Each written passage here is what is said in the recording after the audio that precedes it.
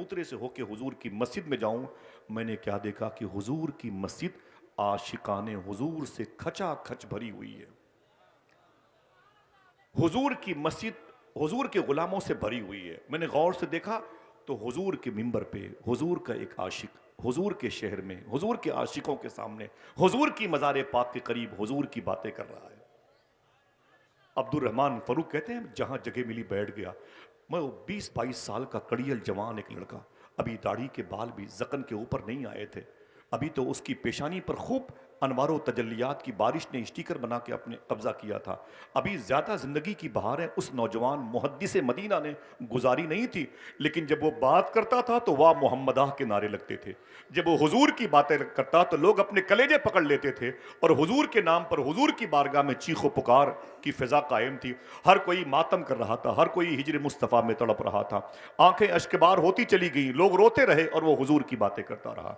अब्दुल रहमान फरूक कहते मैं भी रोता रहा उसकी तकरीर पर, इस कदर जूद असर उसकी बातें थी, दिलों पर असर करती थी। मैं भी तड़पता रहा आशिकों के बीच में।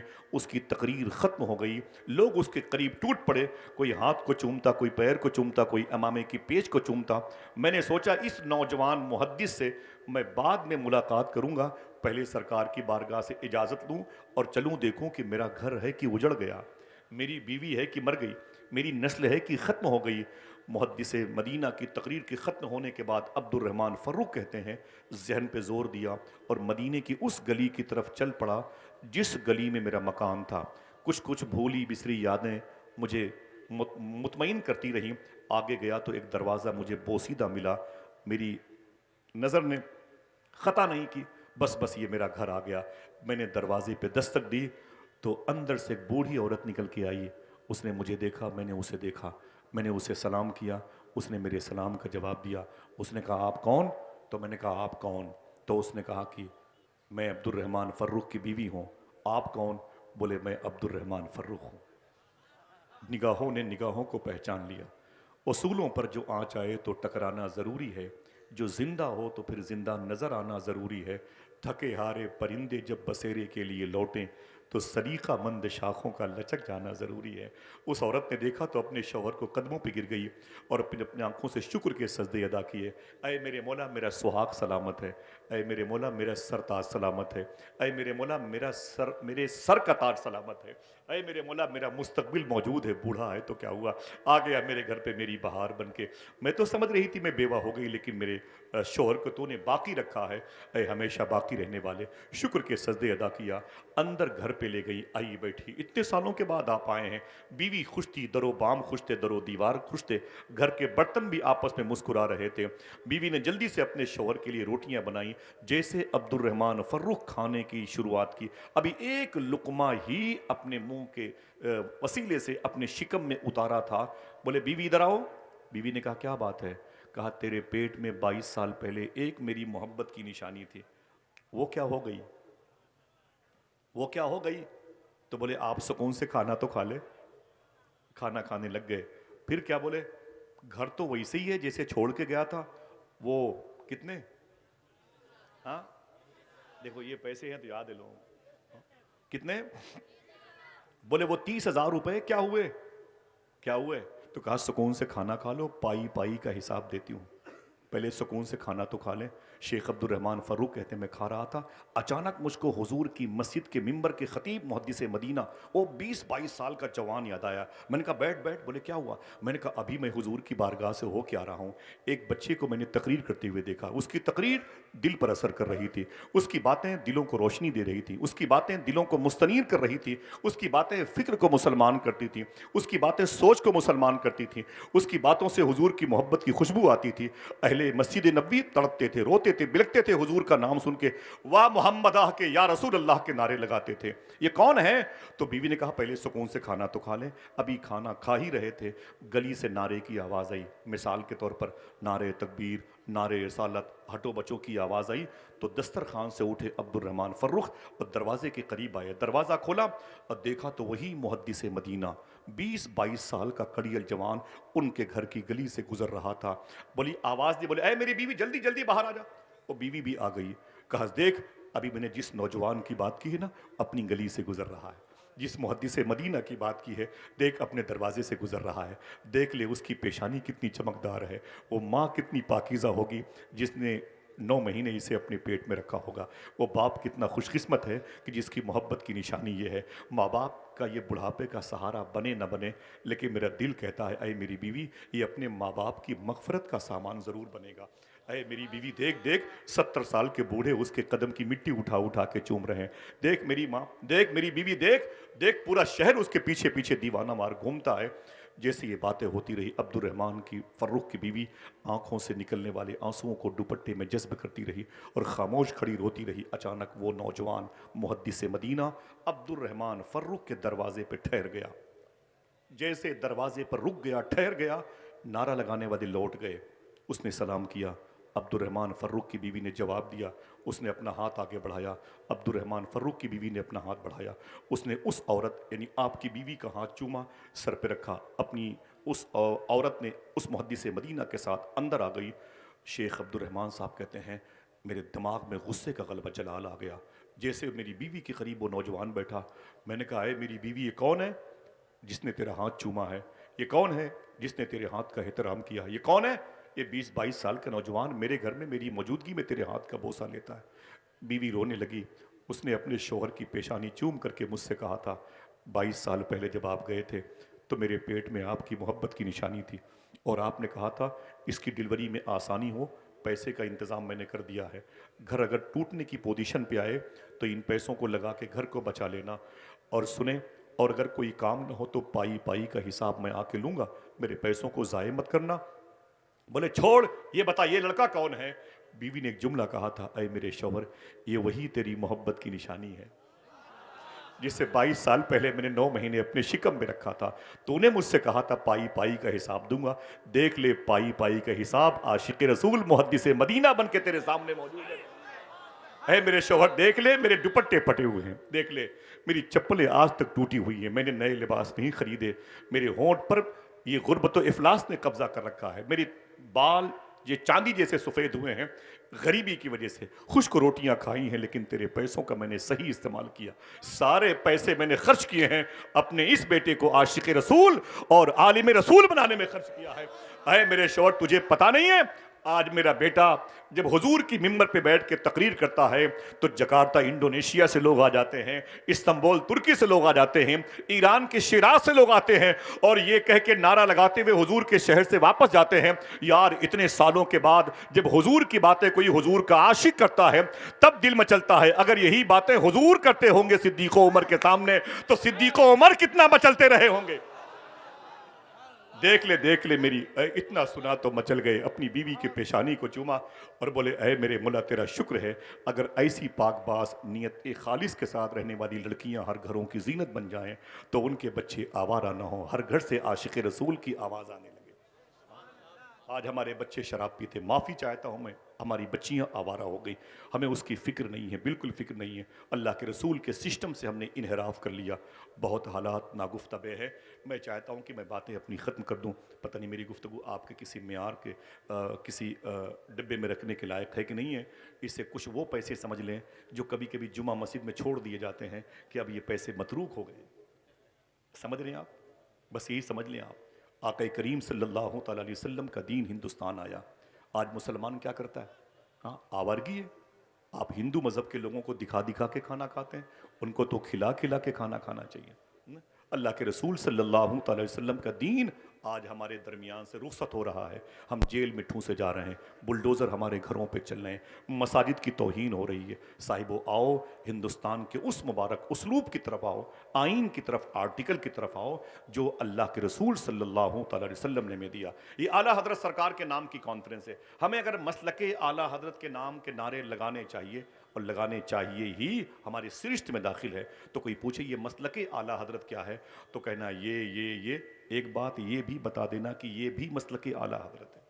کیا نا بولے نا بھائی، کیا وہ اے بھی مسلک، وہ کیا مسلک اعلیٰ حضرت ہے؟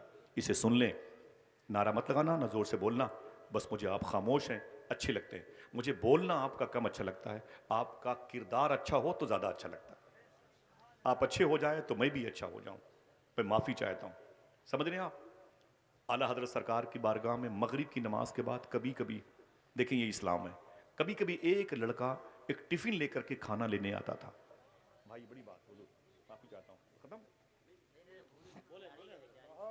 माफी चाहता हूँ। आला हजरत सरकार की बारगाह में टिफिन लेकर के एक बच्चा अक्सर मगरिब की नमाज के बाद, किसकी बारगाह में, आवाज नहीं है, किसकी, आला हजरत की बारगाह में, आला हजरत की बारगाह में वो टिफिन लेके खाना खाने के लिए लेने आता, तो फरमाते आला हजरत सरकार अपने बावर्ची खाने के इंचार्ज से, भाई इसे खाना पैक कर दो। वो बच्चा टिफिन में खाना लेके चला जाता। 12 ऐसे महीनों गुजरते रहे, कई महीने साल गुजर गए। एक मरतबे एक साहब कहते हैं मैं बैठा हुआ था आलस की बारगाह में, वो बच्चा टिफिन लेके आ गया। ये भी मसलक की आला हजरत है, हाँ, इसे हमने बुला दिया, इसे हमने किससे पारी ने समझ के इस वरक को ही फाड़ के फेंक दिया। ये तो 2024 का कैलेंडर है, अब हमारे काम का नहीं है। आला हजरत सरकार के पास एक साहब बैठे हुए थे, और मालूम है क्या किया, मालूम है, जैसे वो बच्चा टिफिन में खाना लेके निकला, साहब भाई मुबारक भाई, जैसे वो टिफिन में खाना लेके निकला ना, तो वो साहब बाहर निकल के आ गए, बोले बेटे रुक रुक रुक रुक रुक रुक। वो बच्चा रुक गया, बोले क्या बात है, बोले रुक रुक रुक। बच्चा ठहर गया, वो टिफिन लिए हुआ था, छोटा सा 5-6 साल का। जब ठहर गया ना, बोले क्या बात है, तो बोले कि तू कौन है, तू कौन है और कहां से आता है, तू कौन है कहां से आता है। जैसे ये कहा पीछे से आ गए आला हजरत, पीछे से आ गए आला हजरत, फरमाया डांट के चुप, इस बच्चे से क्या पूछते हो। बोले हुजूर कुछ नहीं, बस ये पूछ रहा था कई महीनों से सालों से ये खाना लेने आता है, ये है कौन और कहां से आता है। अगर समझ ले तो सुभान अल्लाह कहिएगा। आला हजरत सरकार की आंखों में आंसू आ गए। आपने फरमाया इतने सालों से हमारे यहाँ खाना लेने के लिए आता है, आज तक मैंने इससे नहीं पूछा तू कौन है और कहां से आता है। हाय हाय, आज तक मैंने इससे नहीं पूछा तू कौन है और कहां से आता है। हाँ? उन्हीं के बेटे को तो हुजूर मुफ्ती आजम हिंद कहते हैं, हाँ?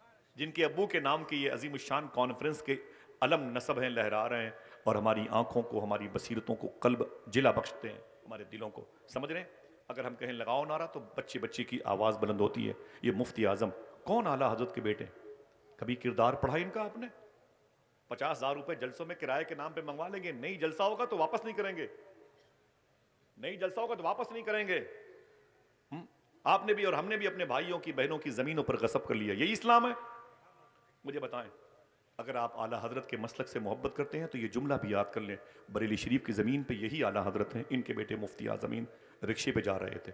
एक साहब ने कहा हुजूर रुके तो रुके, तो रुक गए। हुजूर मुफ्ती आज़मीन, ये मेरे मुफ्ती आज़म है। कहा क्या बात है, कहा हुजूर ये 2 रुपए आपके मदरसा मजहर इस्लाम के लिए चंदा है। फरमाया अल्लाह काफ़ी है। नहीं नहीं नहीं, बोले हुजूर कबूल फरमा लें।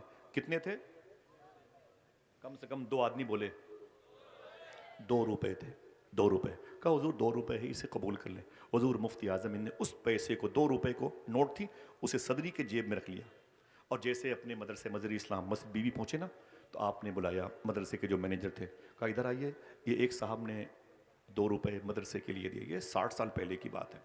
कहा 2 रुपए मदरसे के लिए एक साहब ने चंदा दिया है। तो जैसे हुजूर मुफ्ती आज़म ने अपनी जेब में हाथ डाला, 2 रुपए की उस नोट की जगह पे 2 नोट निकल आई, 2-2 रुपए की 2 नोट निकल आई। तो सरकार मुफ्ती आज़म ने फरमाया अरे, फिर दूसरी जेब में हाथ डाला तो उसमें से 2-3 नोट निकल आई। जब अपने कुर्ते शरीफ की जेब में हाथ डाला तो उसमें भी 1, 2, 3, 4 नोट 2-2 रुपए की निकलती चली आई। तो आपने टेबल पे पैसे रखे और फरमाया कि मदरसा मजहर इस्लाम के मैनेजर से कि उसके 2 रुपए का क्या हो गए, उसके 2 रुपए क्या हो गए जो उसने मेरे मदरसे के लिए दिया था। उसके पैसे तो इसमें गुड़मुड़ हो गए, जम हो गए, मुदगम हो गए, मिल गए, उसके पैसे क्या हुए। तो खादिम ने कहा हुजूर कुछ भी हो, 2 रुपए दिया था तो कोई भी 2 रुपए दे दे। हुजूर मुफ्ती आजम ने एक जुमला इरशाद फरमाया था, फरमाया ऐसे कैसे कोई पैसा दे दे। उसने जो 2 रुपए की नोट दे के कहा था इसे मदरसे में देना, तो मुस्तफा रजा की जिम्मेदारी है कि उस रुपए को मदरसे में दे। समझ रहे हैं आप। बोले फिर इसका इलाज क्या होगा, बोले इसका इलाज ही कि मेरे पास जितने भी 2 रुपए के नोट है मैं सब मदरसे में दे दूं। अल्लाह अकबर, अल्लाह अकबर। समझ रहे हैं आप। उनकी बारगाह में पलने वाले आज हुकूमतें हमारे खिलाफ हैं। हर हुकूमत आपको खा जाने के मूड में। उत्तर प्रदेश, बिहार, झारखंड की हुकूमतें تو آپ کو انسان نہیں مانتی ہیں. وجہ کیا ہے؟ آپ نے وہ اسلام جو بزرگوں کے پاس تھا اسے ٹھکرا دیا. یہی مفتی اعظم ہند ہے، ان کے لاڈلے خلیفہ تھے مفتی محمد اعظم صاحب، رئیس العلماء، نوری مسجد بریلی شریف. بریلی شریف جنکشن پہ ان کی مسجد ہے. اسٹیشن پہ آئے حضرت، سرکار مفتی اعظم کے لاڈلے پروردہ تھے. اسٹیشن پہ آئے تو جیسے ٹرین پر بیٹھنا چاہتے تھے وہ ٹرین چھوٹنے لگی، ٹکٹ نہیں لیا تھا. وہ جلدی سے ٹرین پہ چڑھ گئے، شاید انہیں لکھنؤ کے قریب میں کہیں جانا تھا. اب بغیر ٹکٹ وہ اپنی منزل پہ آ گئے، بغیر ٹکٹ اپنی منزل پہ آ گئے.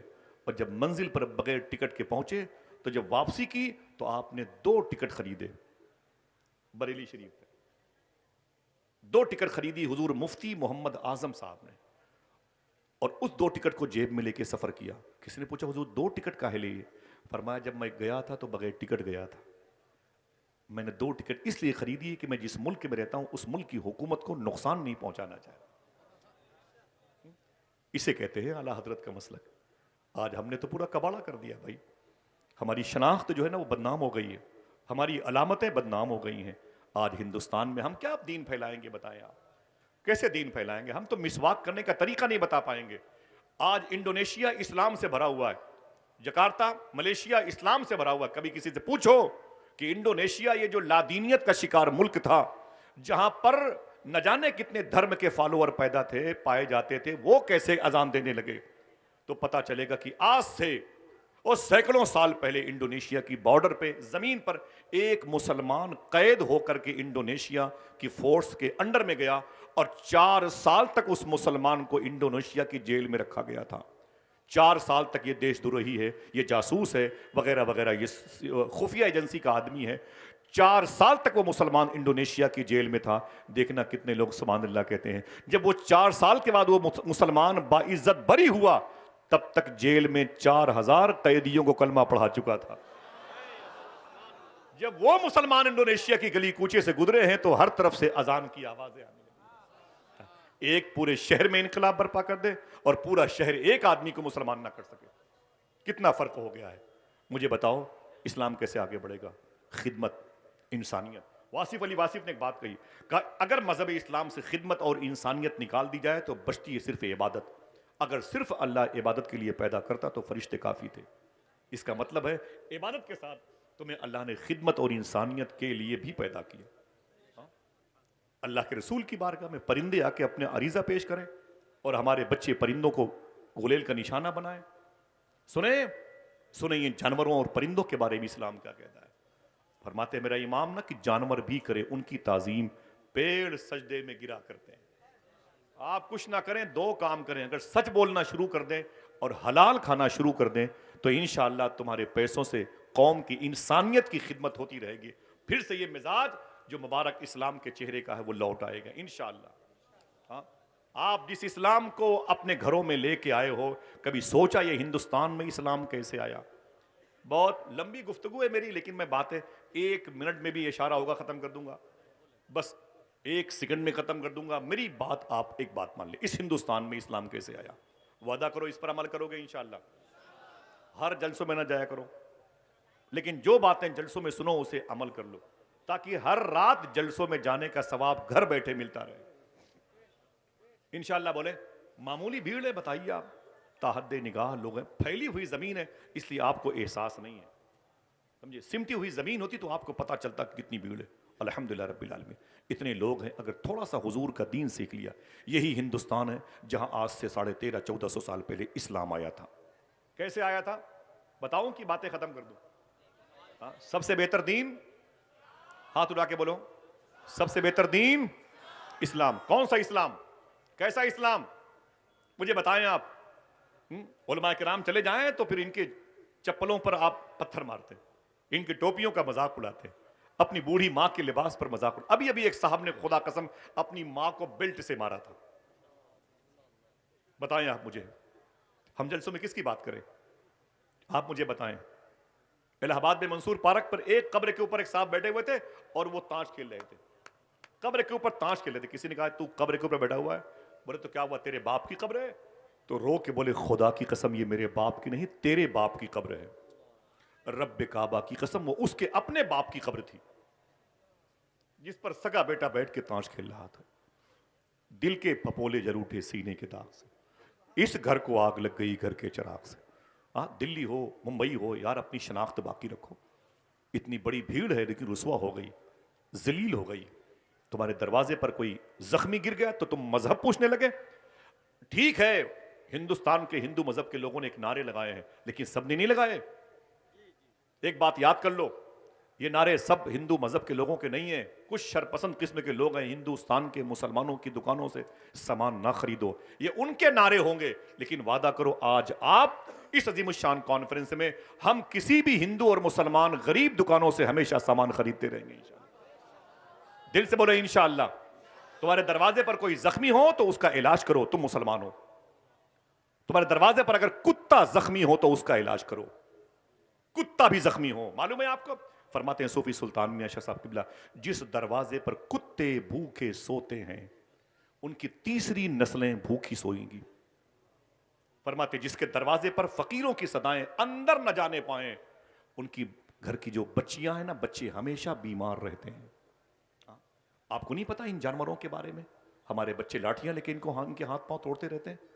آج سے 900 سال پہلے بغداد شریف سے 550 کلومیٹر کے فاصلے پر ام عبیدہ ناصریہ کی زمین ہے جہاں پر ایک بزرگ لیٹے ہوئے ہیں جن کو شیخ کبیر احمد رفاعی کہتے ہیں۔ شیخ کبیر احمد رفاعی کہتے ہیں۔ پھر سنیں آپ، شیخ کبیر احمد رفاعی کہتے ہیں۔ نام کوئی لے سکتا ہے؟ آدھا ہی بول دو، شیخ کبیر احمد بولو بھائی۔ شیخ کبیر احمد معلوم ہے کتنے بڑے بزرگ ہیں؟ 900 سال پہلے مدینہ شریف گئے تھے حضور کی بارگاہ میں، اور جا کے روضے مصطفیٰ کے قریب بولے سرکار، سلام کیا، کہا سرکار بہت دور سے آیا ہوں، بصرہ ام عبیدہ ناصریہ بغداد عراق سے آیا ہوں، وہاں جب میں سلام کرتا تھا تو فرشتے سلام کا جواب لے کے آتے تھے، آج میں خود آپ کی بارگاہ میں آ گیا ہوں، سلام کر رہا ہوں، تو آج تو میں اپنے کانوں سے جواب سننا چاہتا ہوں۔ کانوں کا مطلب سمجھاؤ گا تب نہ بولتے سبحان اللہ، بیٹھے ہوئے نعرہ لگانے کے لیے۔ بولے آج میں اپنے کانوں سے آپ کا جواب سننا چاہتا ہوں۔ خدا کی قسم حضور کی قبر انور شریف سے ان کے سلام کا جواب آیا تھا۔ اچھا ایک آدمی ہاتھ اٹھا کے بولے جواب آ سکتا ہے کہ نہیں؟ اونچی بولے آ سکتا ہے کہ نہیں؟ وہیں سے تو آ سکتا ہے، ٹاپک ہی نہیں ورنہ بتاتا۔ ہاں جو کہتا ہے حضور یہ نہیں جانتے، حضور یہ نہیں جانتے، صوفی صاحب کہتے ہیں اس ظالم سے کہہ دے تیرے اس نہ جاننے کو بھی حضور جانتے۔ میرا ابھی ٹاپک نہیں، میں تھوڑی سی بات کر کے اسلام کی، کیونکہ ایک اختلاف ہے، خلفشار ہے، انتشار ہے، لوگ بے چین ہیں، اس لیے میں نے یہ بات کی، ورنہ بہت ساری گفتگو ہو سکتی تھی۔ جن کو اتنے علماء کرام کی دعائیں مل جائیں اس کے لیے کیا مطلب ہے، سمجھے نا؟ جی حضور چچا بیٹھ جائیں، بہت بہت شکریہ، جواب دے دیں احترام میں، بہت بہت شکریہ، اللہ سلامت رکھے۔ سنیں آپ، سنیں بڑی پیاری بات ہے، آقا کریم صلی اللہ علیہ وسلم کی بارگاہ میں گئے اور جیسے ہی سلام کیا حضور کی قبر انور شریف سے جواب آیا، آ سکتا ہے کہ نہیں؟ جس کا عقیدہ ہے اونچی بولے آ سکتا ہے کہ نہیں؟ آ سکتا، جواب آیا۔ پھر کیا کہا؟ لالچ بڑھ گئی، بولے سرکار جواب تو سن لیا ہے، دیکھنا کتنے لوگ سبحان اللہ کہتے ہیں، سرکار جواب تو سن لیا ہے، اب اپنا ہاتھ نکالے آپ سے مصافحہ بھی کرنا چاہتا ہے۔ اللہ 600 سال پہلے حضور کی ڈیتھ مبارک، انتقال، دیہانت، حضور کا انتقال ہو چکا تھا ظاہری طور پر، وہاں جا کے بولتے ہیں سرکار اپنے مبارک ہاتھوں کو نکالے، میں آپ کے ہاتھوں کو چومنا بھی چاہتا ہوں، خدا کی قسم۔ پوچھو مشائخ سے، قبر رسول پھٹ گئی، حضور کے دونوں ہاتھ باہر آ گئے، آ سکتے ہیں کہ نہیں؟ جس کا عقیدہ اونچی بولے، حضور کے دونوں دستہائے نور باہر آئے۔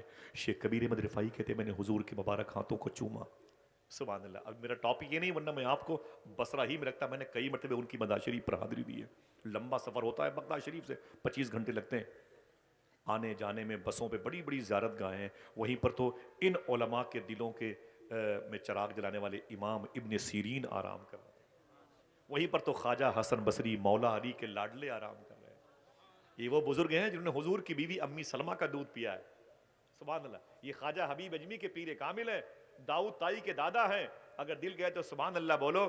سرکار معروف کرخی کے پردادا ہیں، حضور غوث اعظم کے پردادا کے پردادا کے دادا ہیں، سمجھے؟ یہ وہیں پر لیٹے، 10 سال تک مدینے میں حضور کے گھر کی سبزیاں لانے والے انس بن مالک وہیں لیٹے ہوئے ہیں، طلحہ بن عبید وہیں لیٹے ہوئے ہیں، زبیر بن عوام وہیں لیٹے ہوئے ہیں، عتبہ بن غزوان وہیں لیٹے ہیں۔ کون ہے؟ عتبہ بن غزوان، یہ حضور کے صحابی ہیں، عتبہ بن غزوان، نام کیا لیا میں نے؟ اتبا. بولے ان کی ایک آنکھ نہیں تھی. کسی نے پوچھا بعد میں اتبا تمہاری ایک آنکھ کیا ہوئی؟ بولے میدان میں تھا حضور کے ساتھ, دشمن کا پیچھا کیا, گھوڑے پر بیٹھا ہوا تھا, اس کو اٹھا کے پٹک دیا, میں نیچے آ گیا, نیچے پٹکا اس کو تو نیچے, وہ نیچے میں اوپر تھا. اچانک میرے سامنے ایک لڑکی آ گئی دشمن کی, وہ خیمے کا پردہ ہٹا کے جہاں میں نے اسے پٹک رکھا تھا وہ سامنے کھڑی ہو گئی. لڑکی بڑی حسین تھی. تو اتبا کہتے ہیں میں اسے دیکھنے لگا ٹکٹکی باندھ کر کے, دشمن میرے قدموں کے نیچے تھا, میں اسے ذبح کرنا چاہتا تھا. اتبا کہتے ہیں سامنے مگر وہ لڑکی آ گئی, حسن کے زلفوں میں مجھے قید کر لیا. وہ لڑکی بڑی خوبصورت تھی. جنگ کے میدان میں اس نے مجھ پر ڈورے ڈالے اور میں اس کو آنکھ بند کر کے ٹکٹکی باندھ کے دیکھنے لگا. اچانک مجھے خیال آیا, اتبا تو یہ کیا کر رہا ہے؟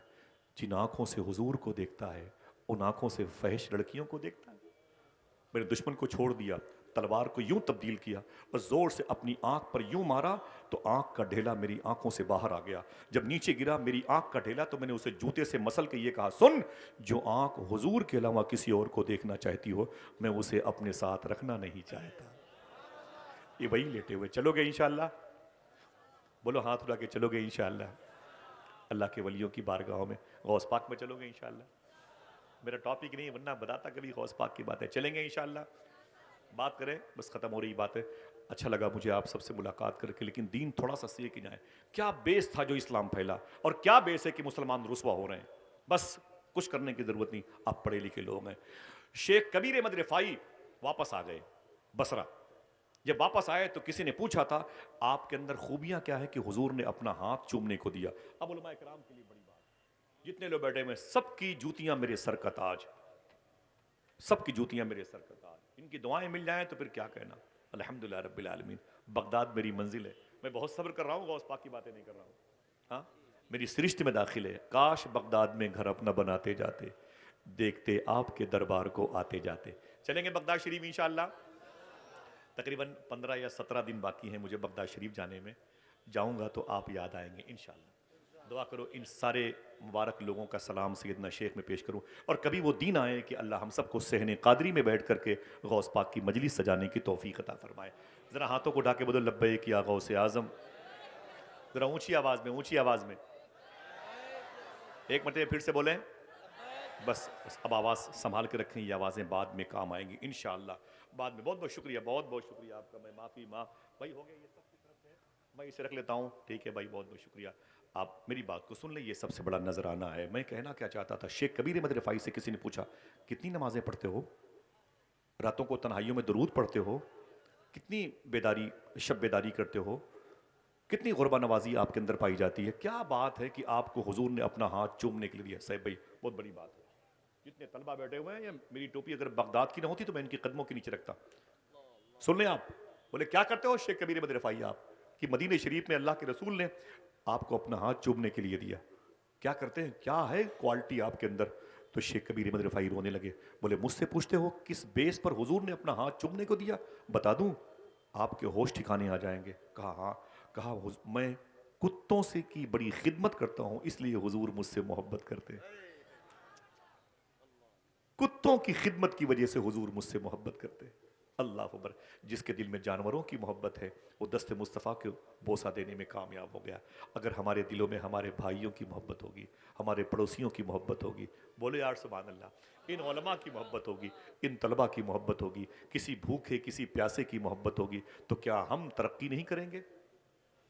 بولو بھائی, ترقی نہیں کریں گے؟ آخری بات, باتیں ختم انشاءاللہ. وعدہ کرو اس اسلام کو اپنے گھر لے کے جاؤ گے. وہ اسلام جو غریب نواز والا تھا جو ہمارے پاس ہے نا, وہ ہم نے اپنا خود بنا کے رکھا ہے. کوئی بھوکا ہے تو اس کے سامنے کھاؤ, کوئی پیاسا ہے تو اس کے سامنے پیو, کوئی ننگا ہے تو اس کے سامنے برانڈڈ کپڑے پہن کے کھڑے ہو جاؤ تاکہ اس کو ذلیل کرو, اس کو رسوا کرو. اس کا کوئی تعلق اسلام سے نہیں, میں معافی چاہتا ہوں. کسی کا دھرم پوچھ کر کے اسے روٹیاں دو. کوئی زخمی ہے غیر مسلم ہندو مذہب کا آپ کے دروازے پر چیخ رہا ہے, اسے روٹیاں مت دو. یہ کس نے کہہ دیا آپ کو؟ اسلام کیا کہتا ہے, ان الدین عند اللہ الاسلام. پھیلا کیسے اسلام؟ بس یہ آخری جملہ ہے, ہاتھ اٹھا کے وعدہ کریں انشاءاللہ اس پر عمل کریں گے. آیا کیسے اسلام, پھیلا کیسے اسلام, بڑھا کیسے اسلام, مضبوط کیسے ہوا اسلام, اور آج ہم ہی اس کے ماننے والے ہیں, ہم ہی راندے درگاہ ہو گئے. اسی مالابار کی زمین پر کیرلا کے علاقے میں آج سے تقریباً 1400 سال پہلے اسلام آیا تھا. یہ 2 منٹ کی بات ہے, کر دوں؟ اجازت ہے؟ بس بھائی میں اپنے میرے بھائی کی نظامت ہے اور علاقے کے علماء کرام تشریف فرمائیں. بس میری دعا ہے کہ اللہ سب کو چھوٹی سی تنخواہوں میں خوب برکتیں عطا فرمائے. ٹھیک ہے, آخری جملہ, اجازت ہے, ذرا پھر سے بولیں, اجازت ہے, باتوں کو سنیں گے انشاءاللہ. یہ مالابار کی زمین تھی, مسلمانوں کا چھوٹا سا قافلہ مدینہ شریف کے قریب سے حجاز شریف سے آیا تھا اور آنے کے بعد وہ جیسے ہی ساحل سمندر سے نکل کر کے باہر آئے, سمندر کی لہروں سے آگے بڑھے, کنارے کے پانی سے وضو کیا اور مصلے بچھائے اور اذان دے کے نماز شروع کر دی. ہندو مذہب کے لوگ جمع ہو گئے. بولے آپ لوگ کون ہیں؟ بولے ہم مسلمان ہیں. یہ کیا ہے؟ بولے ایک مذہب ہے, قرآن کو فالو کرتے ہیں, اللہ کے رسول کو فالو کرتے ہیں. اچھا ٹھیک ہے, کہاں سے؟ بولے عرب شریف سے آئے ہیں. کیا کرنے؟ بزنس کرنے. یہ 1400 سال پہلے کی بات ہے. مالابار یہ کیرلا کا علاقہ ہے. بولے کیا کرنے؟ بولے بزنس کرنے. بزنس میں کیا سامان لے کے آئے ہو؟ جوتے چپل کیا ہے بھائی, کیا ہے؟ تو بولے میں کپڑے لے کے آیا ہوں عرب شریف سے. بولے اچھا, یہ کپڑے کتنی قیمت رکھتے ہیں؟ تو بولے کہ ہر گٹھر میں ایک سیمپل کے طور پر کپڑا ایک پیس باہر ہے, اس پہ قیمت لکھی ہوئی ہے, یہ ٹیری کاٹ, یہ پولسٹر, یہ کاٹن کا ہے, یہ جارجٹ کا ہے, یہ مخمل کا ہے, وغیرہ وغیرہ, یہ ٹھنڈا ہے, یہ گرم ہے. تو ہر گٹھر پہ اس کی قیمت سیمپل پہ لکھی ہوئی تھی. ایک گٹھر جو بڑا قیمتی سیمپل لیے ہوئے چمک رہا تھا, اس کے پاس ہندو بھائی گئے. بولے کہ یہ کیا ہے بھائی؟ بولے اس کے اندر بھی کپڑا ہے. بولے کون سا؟ بولے مخمل کا کپڑا ہے. بولے اس کی قیمت؟ بولے یہ سب سے سستا کپڑا ہے. یہی ہے کہانی کا دار و مدار. بولے یہ کپڑا سب سے سستا ہے جو اس کے اندر ہے سعید بھائی, سب سے سستا کپڑا ہے. تو ہندو مذہب کے لوگوں نے کہا مخمل کا ہے؟ بولے ہاں. بولے ریئل ہے؟ بولے ہاں. بالکل اوریجنل بولتے ہو؟ بولے ہاں بالکل ریئل ہے, اس کے اندر مخمل کپڑا دھوکہ تھوڑی دیں گے. تو بولے کہ ہمارے ملک ہندوستان میں یہ کپڑا بہت مہنگا بکتا ہے, یہ کپڑا بہت مہنگا بکتا ہے. اے عرب سے آنے والے مسلمانوں, اسے سب سے سستا کہہ کے کیوں بیچتے ہو؟ تو آنے والوں نے کیا کہا, حضور کے شہر سے آنے والوں نے, بات یہ ہے کہ اس پورے گٹھر میں 1 فٹ کپڑا خراب لپٹا ہوا ہے. 1 فٹ کپڑا پورے گٹھر میں خراب لپٹا ہوا ہے. پھر سننا خاموشی سے, کوئی بولے گا نہیں. تو ہندو مذہب کے لوگوں نے کیا کہا, عجیب بات ہے یار, کپڑے کا تھان اندر سے خراب ہے؟ بولے ہاں اندر سے 1 بالش سے 1 فٹ خراب ہے. تو ہندو مذہب کے لوگوں نے کیا کہا, عجیب بات ہے, اپنے عیب کو چھپا کر مال بیچنا مجھ کو آتا ہے, اپنے عیب کو بتا کر مال بیچنے کی ٹیکنیک تم نے کہاں سے سیکھ لی ہے؟ پھر سے سن, پھر ریورس کرتا ہوں, سنیے گا, ہنگامہ نہ کیجیے گا. اپنے عیب کو بتا کر مال بیچنے کا طریقہ مجھے آتا ہے, اپنے عیب کو ظاہر کر کے مال بیچنے کی ٹیکنیک تم نے کہاں سے سیکھ لی ہے؟ اب اگر دل کہے تو سبحان اللہ کہنا. عرب سے آنے والوں نے کہا یہ بات ہمیں آمینہ کے لال نے بتائی ہے. کہا آمینہ کے لال؟ کہا کس نے کہا؟ محمد عربی صلی اللہ علیہ وسلم نے بتائی ہے. تو ہندو بھائیوں نے کہا ان میں محمد کون ہے؟ آنکھوں سے آنسو آ گئے. بولے کیسی باتیں کر رہے ہو, وہ تو مدینہ شریف میں, وہ کیوں نہیں آئے؟ تو پھر رونے لگے. بولے آپ کو علم نہیں ہے؟ بولے کیا؟ بولے ہمارے آقا نبیوں کے سردار انتقال کر گئے, وہ اپنی قبر شریف میں آرام کر رہے ہیں, اپنی قبر شریف میں آرام. جی کیا بات ہے, کیا کرنا ہے جی؟ کیا ہم کو کچھ بولنا ہے اس بچے کے بارے میں؟ تو کیا بولے کہ بچہ بچھڑ گیا کہ اس کے ماں باپ بچھڑ گئے ہیں؟ ہاں یہ اعلان صحیح تھا.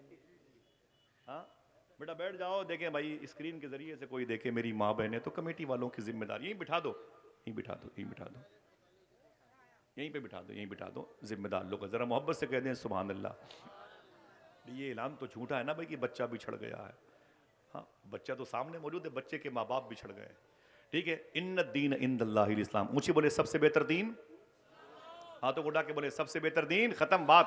ٹھیک ہے, اللہ آپ کو سلامت رکھے. بولے کہ بات کیا ہے؟ بولے بات یہ ہے کہ یہ قانون اللہ کے رسول کا ہے, محمد عربی کا. بولے محمد کہاں اس میں؟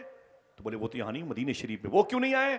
رونے لگے. بولے وہ نہیں آئے, ان کا انتقال ہو گیا ہے. بولے عجیب بات ہے یار, تم کون سے دھرم کے فالوور ہو؟ مسلمانوں سے بولے ہندو بھائی تم کون سے دھرم کے فالوور ہو؟ بولے کیا ہوا؟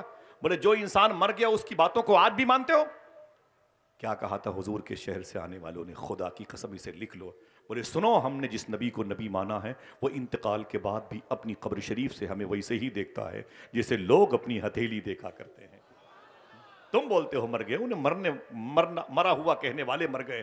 آج بھی ہم حضور کی نگاہ میں ہیں، آج بھی ہم جہاں جاتے ہیں حضور کے اصول اور آئین اور آرٹیکل پر عمل کرتے ہیں، حضور کی نگاہوں کے سامنے بزنس کرتے ہیں۔ اتنا سننا تھا۔ اگر آپ بہرے نہیں ہیں نا تب سبحان اللہ ضرور کہیں گے۔ تب ہندو مذہب نے اسی مالابار کے ساحلی علاقے پر سمندر کی لہروں کو گواہ بنا کے بولے سنو، اب کپڑے کا تھان بعد میں لوں گا، اسلام پہلے قبول کرنا چاہتا ہوں۔ میرے بھی دروازے پر لکھ اٹھے ان الدین عند اللہ الاسلام۔ جو اسلام غیر ملک میں بھی جا کے محبتوں کی فضا قائم رکھے، وہ اپنوں کے ساتھ کتنا اچھا سلوک پیش کرنے کا سسٹم دیتا ہوگا۔ ہاں، پھر آہستہ آہستہ اسلام پھیلا تو پورے ملک میں پھیلتا چلا گیا۔ آئیے دوستو، مسلمانوں کے سامنے آج ایک بڑی ٹریجڈی ہے، اختلافات بہت جاتا ہے، بڑی پریشانیاں ہیں۔ تم سے کوئی بات کرنے والے ہیں، تمہارے کام آسانی سے نہیں ہوتے، اور تمہارے گھروں کو مسمار کیا جاتا ہے، تمہاری مذہبی نشانیاں مٹائی جاتی ہے۔ وجہ یہ کہ ہے کہ آپ کے پاس جو آپ کی حلال رقم ہے، صوفیہ کہتے ہیں آپ اسے خدمت اور انسانیت کی خدمت میں لگا دو، کیونکہ آپ کے پیسوں میں برکت ہے، آپ کے پیسوں میں تجلیاں ہیں، آپ کے پیسوں میں انوار ہیں، آپ کے پیسوں میں نرمی ہے۔ جب آپ اپنی ایک حلال کے پیسے کی چائے کسی غیر کو پلاؤ گے نا تو اللہ اس کے دل کو نرم کر دیتا ہے۔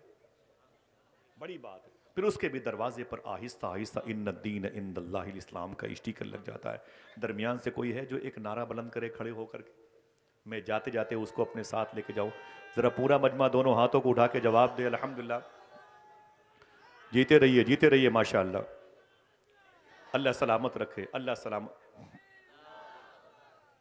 سنسان ہے فضا بڑی اندھیری رات ہے، رہبر خاموش ہیں تو لٹیروں کی گات ہے۔ اے رہزنوں یہ جان لو، یہ جسم لوٹ لو، یہ دل نہ دوں گا، اس میں مدینے کی بات ہے۔ صاحبو، آپ مبارکباد کے مستحق ہیں۔ آئیے رزق حلال کی طرف، آئیے صدق مقال، سچ بولنے اور حلال کھانے کی طرف آ جائیں۔ انشاءاللہ حضور غوث پاک نے فرمایا تم دو کام کرنے کی ذمہ داری لے لو، عبد القادر تمہاری بخشش کی ذمہ داری لے لیتا ہے۔ زندگی میں کبھی کوئی بات شریعت کے خلاف میری زبان سے نکلی، میں توبہ کرتا ہوں، استغفر اللہ ربی من کل ذنب واتوب الیہ، لا الہ الا اللہ محمد الرسول اللہ صلی اللہ علیہ وسلم۔ میرے ان بھائیوں کی ثناخوانی، بات کی گفتگو، اور پھر قائد سرفروشاں علامہ مفتی سلمان اظہری شاہ صاحب قبلہ کا آنا، اتنی مبارک اور ایک تاریخی مجلس کا اہتمام، خوبصورت میرے بھائی کی نقابت، علماء کرام کی قیادت اللہ قبول فرمائے۔ اپنے حبیب کے توسل میں میری دعا ہے زندگی میں ایک مرتبہ اللہ آپ سب کو حضور غوث پاک کی بارگاہ میں حاضری کا شرف عطا فرمائے۔ اللہ فلسطین کے شہیدوں پہ کرم فرمائے، ان کے زخمیوں پہ کرم فرمائے، محافظان بیت المقدس پہ کرم فرمائے، مجاہدین قبۃ الصخرہ پہ کرم فرمائے۔ موسم سرد ہے، جانوروں پر، پرندوں پر، مسافروں پر، مریضوں پہ اللہ کرم فرمائے۔ سادات کی محبت، اعلیٰ حضرت کے مسلک و مشرب پہ چلنے کی توفیق عطا فرمائے۔ میرے پیر کامل حضور تاج الشریعہ نے کہا تھا بلحوث سن سیم و زر کی بندگی اچھی نہیں، ان کے در کی بھیک اچھی سروری ہے۔